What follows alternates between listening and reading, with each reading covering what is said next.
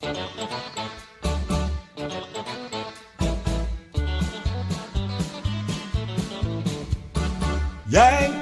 and the Brit's the place to be.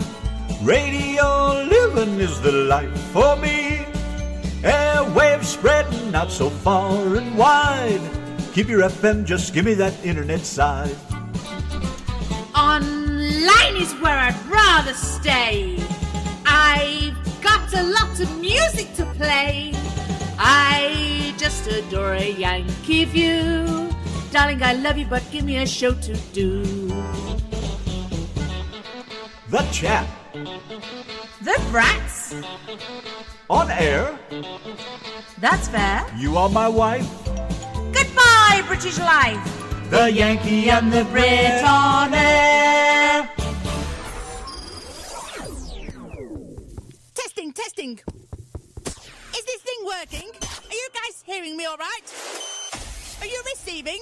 Dale Keller is on the dog and bone right now. Say hello, Dale.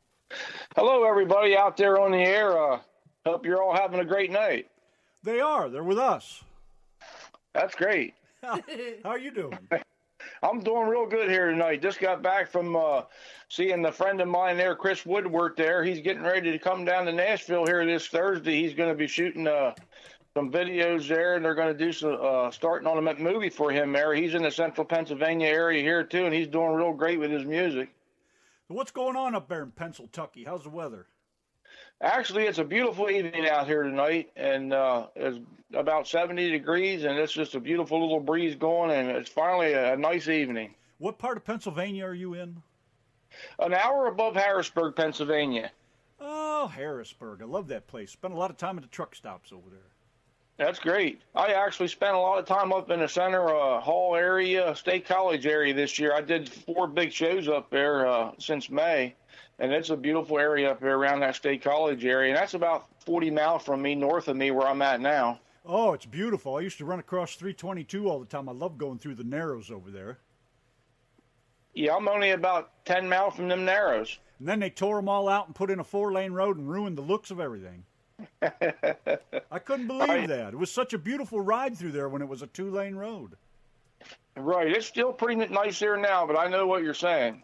Yeah, it's a shame. I remember there was a little tiny stone house that used to sit right there between the lanes. And as far as I know, they left that house sitting there. I don't know if they ever tore it down, but it was abandoned. It's been abandoned for years. But what a beautiful little stone house that must have been when it was new. I don't know if it's still sitting there or not. Yes, it is. They actually put that in. It's a landmark there right now, and there's a back road there. It goes up to that where it's a dead end there. It is beautiful back in there. Is that right? Well, thank God nobody tore it down. It was such a gorgeous-looking place. And like I said, I loved the ride along the river. That was just, oh, my God, was that fantastic down through there. Yeah, that is really pretty up through there, and there's actually some good bass fishing up through there. I bet there is. So how's the music industry treating you? Everything going all right? It's doing really well. My songs are playing on 22 radio stations that I put them on myself, and also they're playing in 3 countries. And one of the countries over in Ireland, they're also playing on jukeboxes over there. I'm just waiting yet to hear from my producer, Doc Holliday, of one radio station. He put any of my songs there. It'd be great for him to report that to a radio station here tonight that I'm on here if he'd be available here. And I'm sure he's listening in there. Doc Holliday's a great producer. Yeah, I've heard a lot about the man. Sounds like he does a real good Yes, job, and everybody seems to be pretty happy with him. Isn't he Bob Randall's producer? I think he is, isn't he? Yes, he is. He's Bob Randall's producer. Yes, I thought so. Well, he seems to know what he's doing. You guys all sound great. Yeah, he makes good records down there, that's for sure. Now, where's he at? Is he in Nashville? Actually, he lives around Virginia there, and he travels into Nashville as much as he can down there to the Sony Studios.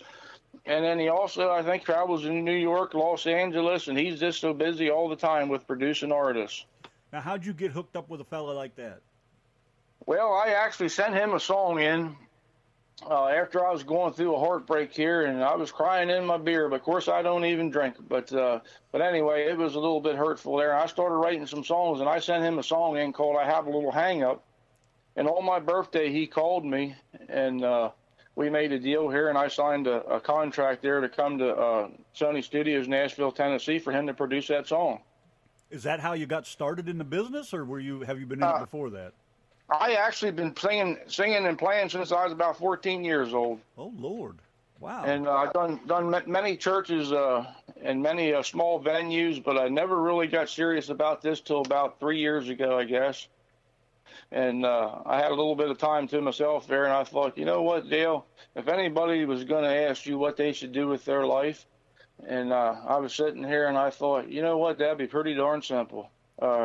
Do the greatest gift that God gives you, and mine's been my music my whole life, and I decided to put this in high gear, and I've been doing great here ever since. Well, how old were you when you first got your taste of music?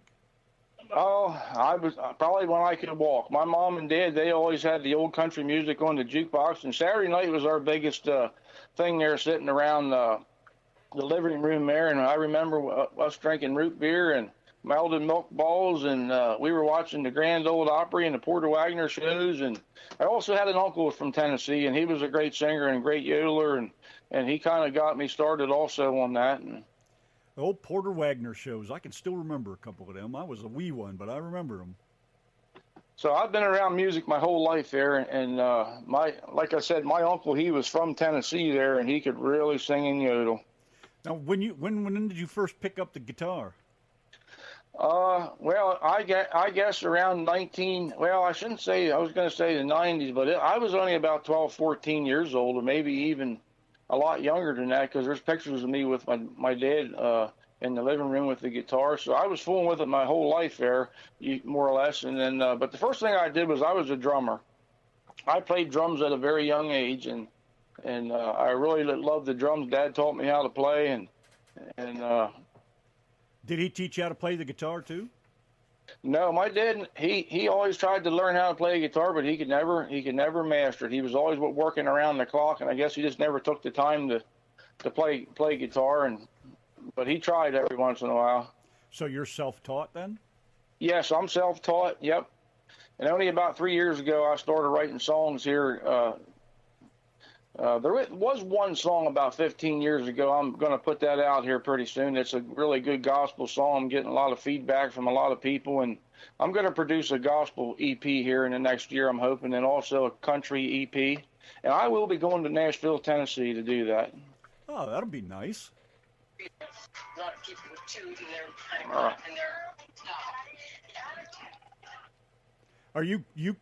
Are you an independent artist, or now you're signed up with a label?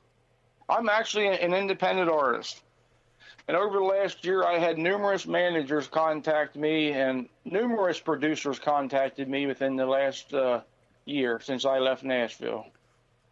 So have they had anything to offer, or that's just not your style? Well, right now I'm not able to. I'm in a contract with Doc Holliday, my producer, till November 1st, so I'm not able to do anything about that right now at this time. Do you want to go that route, or do you want to stay independent? Well, I'm willing to sign a label if it's going to benefit me here, but you know what? I'll be 60 years old next year, and I even had people already tell me that he's a little bit hard-headed and he's going to do what he wants to do, but I'll be 60 years old next year, so I'm still going to do what I want to do. So signing a record label is no major big deal to me. I'm going to have fun in life and play music and play many shows and have many opportunities to do what I want to do. Boy, I just turned 60 this past April, so I can relate to that do what you want to do thing. It's a little late to change my style now. But I would definitely welcome a record label to contact me, and we'd sit down, and I think I have some good stuff. And oh, absolutely. I think the good Lord has gave me a great talent here with my singing. And the two songs that I did down at Sony Studios there with Doc were inducted into WBCM 100.1 FM, and it is a major radio station down in Bristol, Virginia. They inducted my songs into a 24/7 play. Great. And they're so pleased down there with those two songs. I have to go there sometime in the studio to do a live broadcast for them down there, and they're going to plug me away on some bigger venues in that area down there. I just haven't had a chance to get there. I did 15 shows since Memorial Day, and I have 5 or 6 here pending. Is this all you do now, is just music? Yes, I'm actually retired from a chemical plant some years ago, and this is what I do. And it doesn't seem like there's anything wrong with that. You do great, man. I love your music. Well, thank you very much. I appreciate you guys there, Brit and Randy. You guys do a great job there not producing, excuse me, promoting artists, and you guys do a great job with it. Well, thank you very much. It's nice to hear that occasionally. You intend? Let's see. What was I going to say? Oh, I said that already. You got any important rules that you live by, or are you pretty much just freestyle? Whatever happens comes along, you take advantage of it. Well, I don't know what you mean by that, but I actually try to live the right way, and I guess to me it's the right way. I put God first, and I have a son he's 13, and I do have a girlfriend there, and I try to just be a respectable person and try to do the right things and kind of whatever comes along. Well, it must be working. Seemed to be working all right for you, anyways. Yes, it's doing great. I mean, I get out and talk to so many people, and I've been promoting my music ever since I went to Sony Studio there, and I felt, you know what, I wasn't going down here just for nothing to throw $5,000 away. I'm going down here to make something out of this, and I meant business when I went in that studio. When I left, I even meant more business to promote my music. Beautiful. What do you got any hobbies or anything that you do to relax when you're not playing? Well, I do a little bit of hunting there and in the fall here, and but other than that, music is my hobby and it's my profession. And we do some vacation. I do a little bit of camping, and it's funny because the first thing I always pack in the truck, even when the camper is my guitar. Well, I think Pennsylvania's an absolutely beautiful state. Where do you go to camp that's any different than where you are? Well, we go to Ocean City there. We've been doing a family trip here. I have a large family, and I guess this past summer there was 31 of us, I guess, or maybe even a few more than that at Ocean City, Maryland's at a large campground down there, and we just have a great time down there for a week. Sometimes we stay a little bit longer as a family, and we eat dinner together, and we raise a little bit of cane together and have a little fun together. And so is anybody, well, you'd said that your dad taught you how to play the drums and he wasn't so good with the guitar. Anybody in your family, anybody else sing or anything? I have a cousin. His name is Eddie Fox. He's a good drummer. My son, I started him out at 3.5 years old on a set of drums, and he could play with any band today, and I don't care what kind of music it is. He just turned 13. He played the saxophone literally overnight. He played 2 songs the next day here a few years ago. He was in a band in school, and then he decided that wasn't for him. Last year at the end of school, he was on the honor roll, so I decided he was thinking about a bass guitar, so I surprised him with a really nice bass and a really nice amp, and 3 months later, I got with him, and we got together, and I said, Dylan, let's hear that bass here. I want to hear what you're doing with it. So I said, let's do this first song you and Dad ever did together when you played drums, and it was a Hank Williams song, and he said, Dad, let me show you something here. Let me play something for you. And he played Sweet Home Alabama, and I mean, he just laid that thing down on the bass guitar. He was laying leads on the bass, and I said, oh, my God. Yes, sir. But he's a heck of a musician, but he's not really practicing that right now. He's running race cars. Right this weekend, he's down in West Virginia tonight racing, and he's running these here wing cars. They're like the small outlaw cars, but they're a step up from the go-karts. Right. Yeah, they're pretty crazy little cars, those things. He was in a wreck last weekend, 60 mile an hour. Them little things are going. I guess that was his top speed, I guess, and somebody put him into the wall. And did he come out all right? Yeah, he came out all right, and they got that car all fixed up, and they're back racing this weekend. How do you like going in the studio? I like it in the studio, and it would have been great if Doc Holliday would have been on here tonight with me, because my 2 songs, when I went in there, it was just he was a little sick that day. Once he heard me go in there and that first song, I seen him perk up just like that, and then he said, come on out here, and he played that song back to the other fellows that were in the studio. Jimmy Gibson was one, and Kenneth Warner, and Sammy Dale, and Bob Randall was there too, but he wasn't in our Sony session. It was Jimmy Gibson. He's a great artist down there in Virginia, and so is Kenneth Warner. These guys are doing great. We're all sticking together. We promote each other's music, and we became like one big family, the 3 of us, and also Sammy Dale out in Texas. We all keep in contact with one another. There is an album out by us. That's a 5-song album of us 4. and it's really a good album. Do you, when you go in the studio, and this is something I've asked a number of people, do you lay down the tracks separately, or do you all get to play together? Well, what happens here when you first go in there, they lay the tracks down, and then what Doc and I think most producers do this, but they'll give you a CD, and then you'll go back to your room that night or wherever you're staying, and you sing the words to that, and then the next day you go in there and then you'll put your lyrics down to those words. I mean, excuse me, the lyrics down to the music, and but I went in there and it was just like boom, boom, boom. I mean, it was 10 minutes max of my 2 songs. Quite a great feeling, though, isn't it? Yeah, it is. It was. I mean, it nerves you up a little bit, to be honest with you. I mean, you're a little bit on pins and needles because there's something about it. I mean, it's just, I don't know how to describe it. I mean, you just go in there and do what you're going to do, and I think it's great. I guess the days of the whole band getting together and playing, those are pretty much gone then, huh? Well, yeah, well, see, in the studios, especially these big studios, you don't even take your own band along in with you. I mean, everything's at union these days, and especially in Nashville, and it's not even heard of anybody taking their own bands in the bigger studios, especially with the bigger producers. They have their own team of players, and of course, they're all union, and they're all hooked up to get royalties from the songs that you make, and yeah, I've heard from a lot of guys that it in one respect it kind of takes the fun out of it in a sense. You know, you don't get to bounce off of each other as far as a whole group, but then again, I've heard what comes out of there, and it sounds awful damn good. Well, let me back this up a little bit. When I was in the studio, the whole band was in there. I mean, it was all the musicians that are in that are on my records were there. I mean, there is some studios in Nashville, and I don't necessarily like that. You can send a track to them, and they're going to do this and they're going to do that. But to me, that's fake. I want something real. I mean, and when I go into a studio, I want to be able to talk to these studio musicians and get to know them a little bit before I go in the studio with them. That's what I was getting at. That seems to me to be where the whole heart and soul comes from. Yes, it is. I mean, and they know how you're feeling too. They know if you're in there and you're real serious about your music, and when you get together with some of these studio musicians, they can feel you. They can feel what you got in your heart and what you're going to sing, and they already know these songs. They've heard them before, and it's all on paper with what they're going to play. And you and I couldn't read what's on paper. I mean, it's all different numbers and stuff, and it's really something to do it.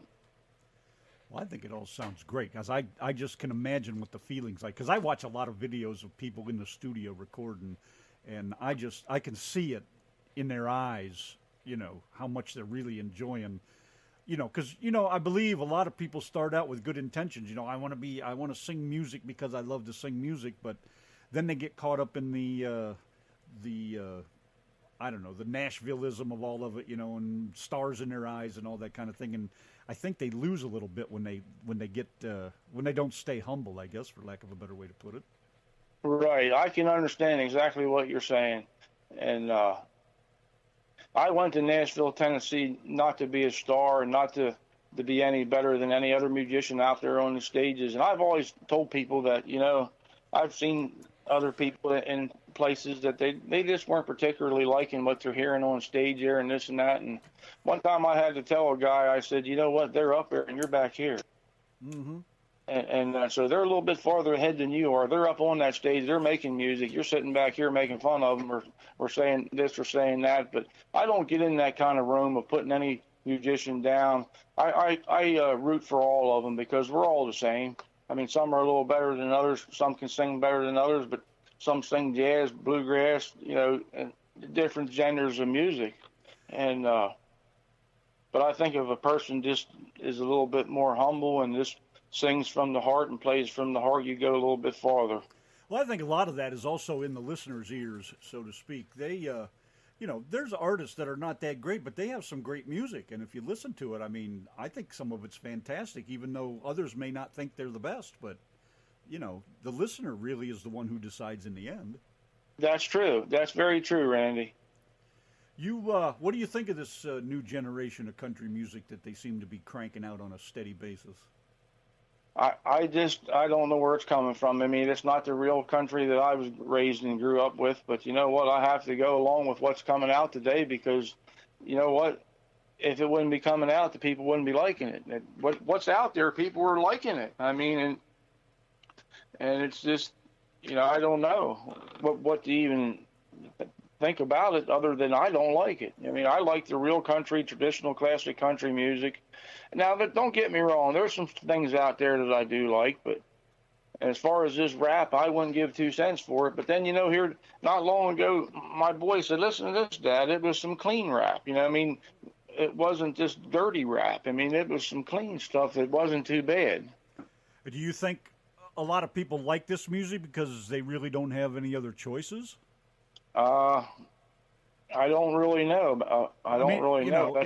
If Nashville or, well, not necessarily, I just use Nashville as a generic term, but if they're not putting out music, true country music, and they're putting out the rap crap, as a lot of people call it, and the different kinds of country music today, if people tune into their favorite station and that's what they hear, isn't that pretty much their choice? I mean, you're right. They don't have a choice. They're listening to what they're listening to, you know. And I do think that traditional country music is going to come back, and it's just a matter of people like yourselves and other radio stations and groups that are supporting this and helping these indie artists along the way. Yeah, because I've turned the radio off for all intent and purpose because it's the same stuff over and over, the same, you know, basically 40 songs, the top 40, the top 100, and, you know, it's the same thing over and over and over, and none of it I want to hear, and yet ever since we've got into the independent artists, this music is great. So much of it I just love, you know, but I've made the choice to tune out that stuff and listen to the new stuff and see what it's about, and I'm actually liking it because I have decided on my own to make a choice. Most people that turn on the radio in the office or in their car driving to work and stuff, they don't have any other choice other than what that radio station is going to play for them. So who's really deciding who gets to like the music? The people that produce it. You're absolutely right. Yeah, you're absolutely right there. And I'm hoping, and I just wish that more and more some of these major labels and some of these major producers and some of the people that are down there in Nashville and New York and Los Angeles and some of these places where it is big, and they have a lot of pull, a lot of these producers, and such as Doc Holliday. He has a lot of pull. He's on the board of the Grammys, and he knows people all over the world. And if producers like him and other producers are pushing more for this traditional country music and some of the stuff that made country music, it'll happen. It'll come back. But for somebody just sitting down there not doing nothing and not pushing it and promoting it, they'll never do nothing. Now, do you think, and Doc Holliday sounds like the kind of guy, obviously he is looking more and more at independent artists. Do you think that his looking around at people like you and Bob Randall and these other independent artists, do you think he may someday or slowly is influencing some of these other people to start taking a look at the independent artists? I think it could. And I think he could do more. I mean, I think he could be more of a promoter, I think, because I'm almost a year up in a contract, and I'll just let it go at that. But I think he could be promoting a lot more, and I think he could be talking a lot more to some of these other industries and the music industries and get involved in some of this indie, like these Josie Awards. I'd love to see Doc Holliday there at these Josie Awards. He would have been a great influence at this. I mean, because it was a great thing, these Josie Awards. Yeah, it was somebody that got together and decided, hey, we're going to take a look at these indie artists and we're going to recognize these indie artists. I understand that there's politics everywhere, no matter what you get into, but sometimes you got to turn the other way and look the other way at the politics and things and give things a chance, give things a shot at. Well, I see more and more independent artists popping up on the internet, not so much on the radio, because I do have one country station that kind of plays, it's like we do, or a little bit more alternative kind of country. And I don't think they're independent artists per se. They are, some of them are well-named artists but they're different. They're playing a different type of their music than what you would hear on a top 40 station. But there's not many, and I think some people are starting to look at the internet and see where this music's going. And little by little, like I'd asked you about Doc Holliday, if he might be influencing some people, I think little by little it is taking hold, but it's a very slow process to get people to understand that the internet is full of really great music if you just look around all the garbage that's floating around out there. Right. Well, anything today takes money and lots of money. And in the music industry, it's money. I mean, and there's big money being made in the music industry. And I think that some of the bigger producers, such as Doc Holliday, and some of the other bigger producers, they could be a big influence. And all it takes is promoting some of us indie artists a little bit more and pushing us a little bit more and pushing our records, pushing the albums, and letting people know we're alive. You always don't have to pay for something that's good. I don't agree with that because it would just be a great thing to bring this traditional country music back again. Well, I know that, money is the root of all evil. Money is the heart of everything. Yes, that's how this country runs. But if, it seems to me that if you go out and look at these new artists with all this great music and you start promoting them and doing their music, isn't the money going to follow? I mean, isn't that a natural thing? Yes, it will. It will follow. If you sell records, that's the number one thing. I sell these records. And I'm not going to tell you right now how many records I sold, but it isn't that many. I'm a little bit disappointed in my sales of my records. And that only comes through promotions. And I promoted these for almost a year myself. My friends and family and everybody else promoted them. And it takes promoters to promote them also. You can't do it yourself in this music industry today. You got to have help along the way. And unless you get into the people that are in that music industry, you're going nowhere. Well, that's kind of what I'm getting at, I mean, if more of these producers or labels would look at some of these other people and say, hey, that guy's really got something going on. Let's talk to him. Let's check him out. Let's put a little bit of his music out there. It's an investment where they really don't lay out a lot of cash. But if this guy sells and he's doing good, the money would come, but it seems like a lot of them don't want to take that chance anymore like they used to. Yeah, I agree with you there, Randy. I mean, Hank Williams Sr., he would have never been anybody if somebody hadn't taken a chance with him. That's right. That's right. And America would never have been discovered if Columbus wouldn't have took a chance. How about it? Exactly. So, I think a lot of them need to kind of step outside the box and get out of their little rut and, right. See what's going on. But I tell you what, I've met a lot of people in the last year. I'm pretty blessed. I've talked to a lot of producers. I've talked to a lot of management, and I've kind of learned how things are working here in the music industry. When you go to Nashville and produce a song, I mean, I know what they do with them now. I know where they sell them. I know what they do, and a lot of the music industry, it's just money. People are in it for money. I mean, they could care less. I mean, it's just all about money today. And it's no matter what you're in today, it's why don't we have the industry in our United States today? Well, I guess as long as you're swimming and your head above water, you're all right. Yep, you're right. Yeah. But anyway, Randy, I'm doing great with the music. I have many shows, and I just had a very nice Dale Keller Country Music Festival. We had 5 bands there. I had a professional photographer there. Next year, I have 4 different places that they want to have a Dale Keller Country Music Festival. Beautiful. I'm looking forward to that. And it takes money, it takes backing, and it takes a lot of work, and it takes a commitment. And I've made the commitment to do my music, and I'm not going to stop.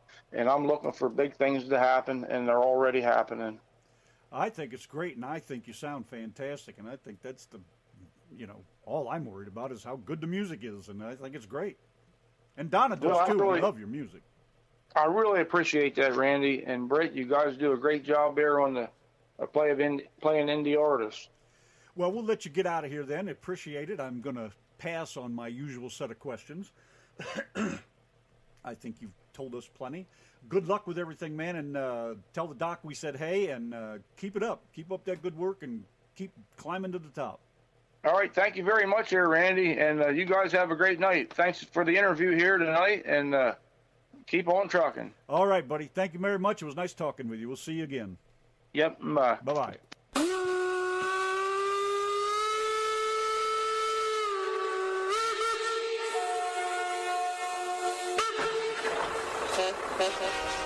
Trains, trucks, and good old country music with the Yankee and the Brit on RTM Radio.